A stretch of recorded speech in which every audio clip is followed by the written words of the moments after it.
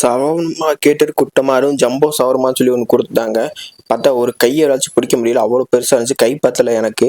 இங்கே பார்த்தீங்கன்னா டிஃப்ரெண்ட்டான வெரைட்டிஸில் நிறையா இருக்குது. வெஜ் அண்ட் நான்வெஜ்ஜில் போனீங்கன்னா அல்டிமேட்டாக அள்ளி போட்டிங்கன்னா ப்ரைஸும் பார்த்தீங்கன்னா 120லேருந்து 150க்குள்ளே இருக்குது மேக்ஸிமம். இங்கே பார்த்தீங்கன்னா மேக்கிங் வீடியோ நீங்களே பார்த்து தெரிஞ்சிருக்கு. என்னென்ன வச்சுனா மேக் பண்ணுறாங்க. 4-5 சாஸை ஊற்றி பிளக்கி போட்டு இந்த சிக்கனை பார்த்தீங்கன்னா ஒரு 4-5 பீஸை வச்சு அப்படியே ரோல் பண்ணி கொடுத்துறாங்க. அதை கீட் பண்ணி கொடுக்குறாங்க. இதெல்லாம் ஜம்போ ஷவர்மான்னு வேறு சொல்கிறாங்க. ப்ரைஸ்லாம் பார்த்துங்க, பட்ஜெட் ஃப்ரெண்ட்லியாக இருக்குது.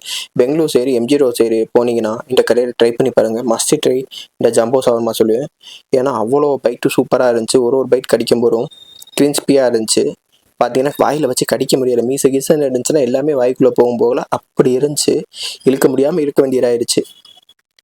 ஜம்போ ஷவர்மா மேலே ஷவர்மா லவர்ஸாக இருந்தீங்கன்னா இங்கே போய் பாருங்கள், மிரட்டி விட்டுருவாங்க.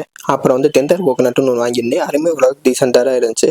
நம்ம கோகோனட்டில் வந்து மில்க் ஷேக் பண்ணி கொடுத்த மாதிரி இருந்துச்சு.